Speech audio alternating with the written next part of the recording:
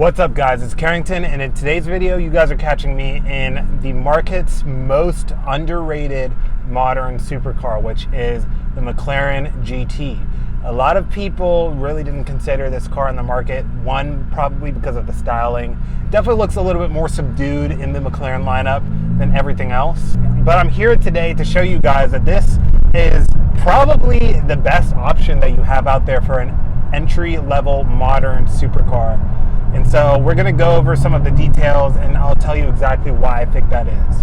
We're just in comfort mode right now. We're not in any of the special driving modes. We're just chilling. And the ride is very supple. It's plush. It's not beating you up. Again, this is a GT. So the whole point of this car is that it's a supercar, but you can also GT this car. And you're not going to be uncomfortable like in other McLaren products, like the LT products for sure. This car is the successor to the 570 GT, which was McLaren's version of the 570S, which was the more GT style, softer aspect to it than compared to the 570S. But there are several key differences where this has improved over the 570 GT. One is the suspension. So this is going to have your hydraulic suspension like the McLaren 750S, 720S, 765 LT, whereas the 570S and the 570 GT uses the traditional anti-sway bars, not the hydraulic system. Also, where the McLaren 570 GT uses a 3.8 liter twin turbo V8, this car uses a variant of the McLaren 720S's engine, which is a 4 liter twin turbo V8. So a little bit different in the engine. Also, you'll notice the sound is a little bit different. It sounds more like a P1 than it does a 570S. Like a P1 or even like a 650S or a 12C. It has that I don't know how to describe it, but it just sounds different. You guys will know. Everything else regarding the car is classic modern McLaren. So we have a carbon fiber chassis, we have hydraulic steering, which is very direct and feels very amazing in the hands compared to the electric steering that's in modern cars. And you have your active switch here where you can switch the handling to comfort, sport, or track, and the same thing with the engine and transmission combo. And so if I put it into active mode and keep it in comfort handling and just the sport engine and transmission combo, you definitely hear a lot of turbo noises, and you'll notice the turbo blow off sounds as well. Now definitely this car probably has a little bit more turbo lag than other cars, probably because of how the exhaust manifold is shaped, which is also the cause of what makes it sound different. I think this is more tuned for, again, GT driving, so it's not tuned to have like the best throttle response, but it's still plenty fast. And the shifts, while they're nice and quick, it's definitely not as aggressive as the 750S in sport mode, which jolts you almost like a Aventador does. This doesn't have that. Again, the whole aspect is that it's a GT supercar. And to some people that might not be in their preference, but a lot of people don't consider this car, again, because they immediately think, oh, it's too soft. But it's not too soft. It's perfectly fine for a daily driving supercar. Gives you plenty of excitement without being too uncomfortable or too loud on a daily basis. One of the things we absolutely must talk about with the GT is the practicality, which obviously it's a two-seater, so you're not going to have like back seats or anything like that. But what you do lose in back seats, you gain in storage space, because there are two storage areas for your things. We obviously have the front, like in any mid-engine supercar, which is pretty spacious, if I can be honest, because there's no front differential or anything like that since it's rear-wheel drive. But what you also have, which a lot of mid-engine cars do not, is this absolutely amazing storage space here, which is definitely big enough for things like a golf bag or even like maybe a small suitcase, things like that.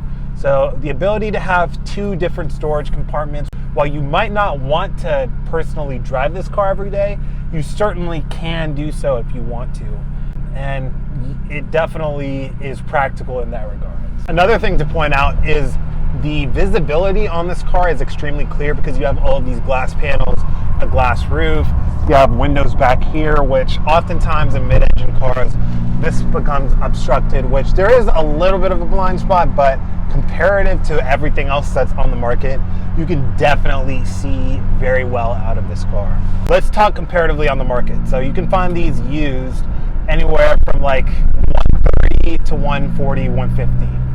So perfect under 150 grand modern supercar. Now, you can also find a McLaren 570S around that price range, maybe even a little bit cheaper. However, the 570S is a generation before, so in the 2017s, whereas this is in like the 2020s. So you get newer technology, newer interfaces, and then also you get more power. So this has 612 horsepower, whereas the 570S has 562 horsepower, and this has a little bit more torque, maybe about 20 pounds-feet of torque more than this. Obviously, we talked about the suspension upgrades, but in terms of 570S to McLaren GT comparison, this is going to be a lot more sophisticated, probably a little bit more reliable too, as McLarens have gotten better over time.